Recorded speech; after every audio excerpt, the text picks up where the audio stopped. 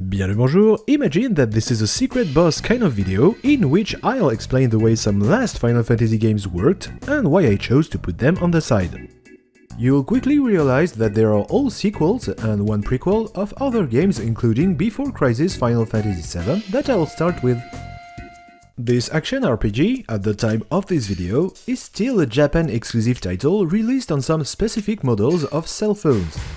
You needed a monthly subscription to get new chapters and change them, but also some other extras. You could play with other players, but not as many as in a real MMO.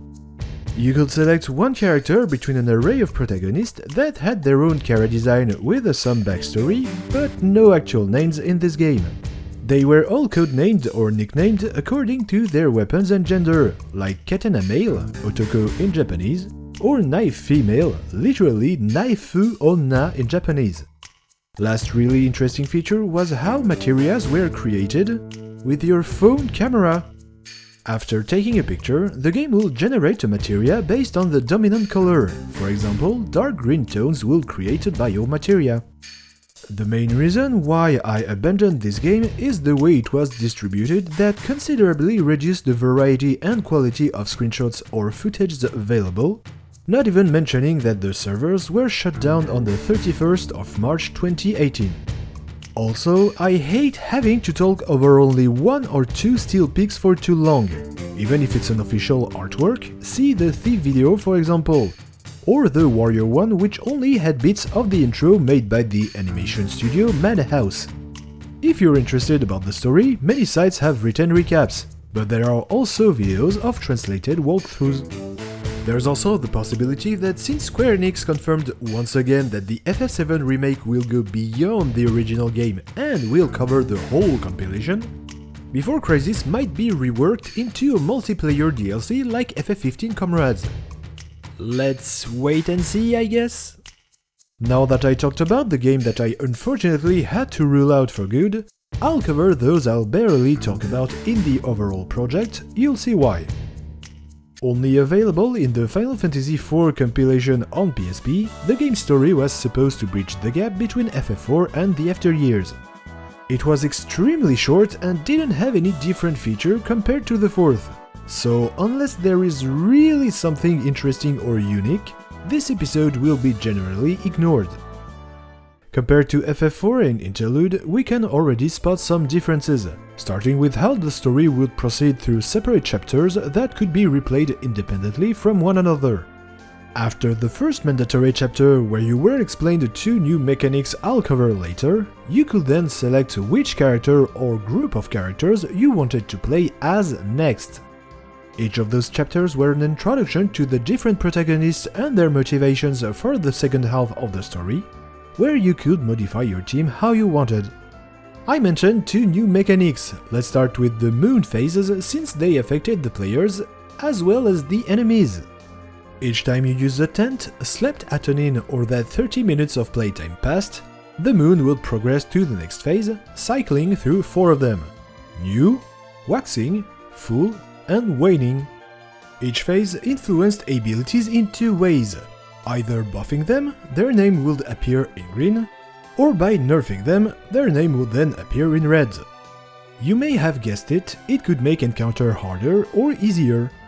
Finally, the second feature in this game was called Bend, and was more or less an expansion of the Twincast skill used by the Palom and Porom twins in the fourth.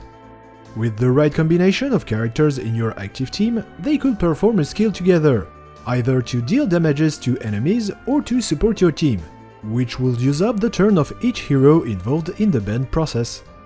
Depending on the situation and the protagonists, it wasn't always a good idea to use those bands. The bands were supposed to represent the bond between multiple characters, like father and son, and were unlocked either through the main story or through inputting the right commands during the search for bands. However, despite those two mechanics, too few differences existed regarding the enemies, skills and classes. So once again, unless there is an exclusive trivia, I'll pass on it or might quickly skim through it in the original FF4 section. Talking about the game that did quite too much recycling, I present to you the last mission of FF10-2. As I implied, this game recycled pretty much everything from 10-2, from the dress spheres, skills or spells, to the enemies or bosses, except the final one and another special unkillable opponent which had different purposes that I won't bother to describe. And all this is enough for me to almost never cover this game. Kinda like FF4 Interlude if you think about it. However, the way the game worked in itself is really different from FF10-2, and that's what I'll explain here. At first, by the time you had found a tutorial explaining how everything in Last Mission worked, you could still move Yuna around like in the episode 10-2. However, once you entered the Utisir Tower, the gameplay would reveal its true nature. If you already played roguelike or roguelite games like The Binding of Isaac or simply The Palace of the Dead in FF14, you should have a good idea of how Last Mission was played. To start off, you had to choose the character you would control. In some particular cases, there were some disparities in the dress sphere's active abilities for each of the heroines, but beside this, they all had the same stats. Fortunately, you could swap your character thanks to the change-out ability of the Songstress dress sphere with the only penalty of a turn. Since your level and EXP were transferred to the next one, yes, you could just keep playing your waifu. The dress sphere with which each of them would start was simply the default one they had in cutscenes: Gunner for Yuna, Thief for Riku, and Warrior for Pain. Next, you had to make your way through 80 floors in the same way as a tactical RPG on square tiles. Then, after acting or moving once, it was all of the floor enemies' turn to move or act. Only opening menus and turning your character in another direction didn't count as a turn. Each floor was randomly generated except for the multiples of 10, although each enemy was limited to some of them, so you could not meet the strongest monsters on the first floors. Luckily, you could save your game every multiple of 5 floors after taking the elevator. The other obstacles were diverse traps, inflicting damages or bad status, even going as far as dropping you one floor. Fortunately, you could find items to help you, ranging from simple antidotes to potions leveling you up. Another subset of items, named folios, had effects like the normal items, as well as other features like saving your progress when reaching a higher floor, accessing a secret floor, or fusing dress spheres to upgrade their levels. They also had the advantage of having multiple pages, and therefore could be used more than once. Like I said previously, in this small episode, your character had their own level, but also dress sphere levels like the jobs in FF3. You could set a main one and 4 secondary ones. The highest level both for the character and the dress sphere was 99. If all dress spheres were unequipped because of a trap or if they were all destroyed, your character was considered as a freelancer. With a more simplified design of their default cutscene dress spheres, the stats were quite low and you could only melee attack. However, once these HP were reduced to 0, it was pretty much a game over, and even worse. You would lose all your progress, i.e. your character's level as well as your current inventory, and you would have to restart from the first floor. Your dress spheres had their own HP, functioning as safeguards, and they improved your stats as well for 1 or 2 points per dress sphere level according to their type, like more strength and defense for Warrior. Each class inherited some of their 10-2's active abilities, though some of them could not be used at a too low level because of their too high resource costs. The passive ones could only be accessed through specific combinations of equipped dress spheres. These very passive abilities were responsible for creating accessories with the same effects once a set number of monsters were slain, akin to the way of learning new abilities in the original FF10-2. Some rare accessories could only be obtained through stealing, but you could only equip 2 of them at a time wherever they came from. Everything looked nice, but the biggest hindrance was the inventory space, limited to 20 slots.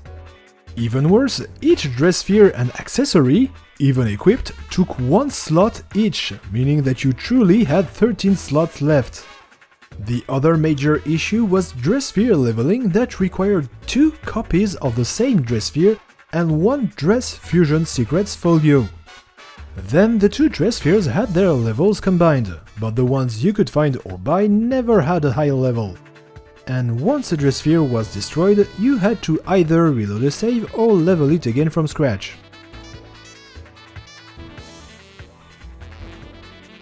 Associated with the really random nature of the floors and items looting, your progress was heavily depending on the whims of your luck. And last issue you might have encountered, if you didn't have access to the internet to find help, was the seals prohibiting access to the elevators on some specific floors.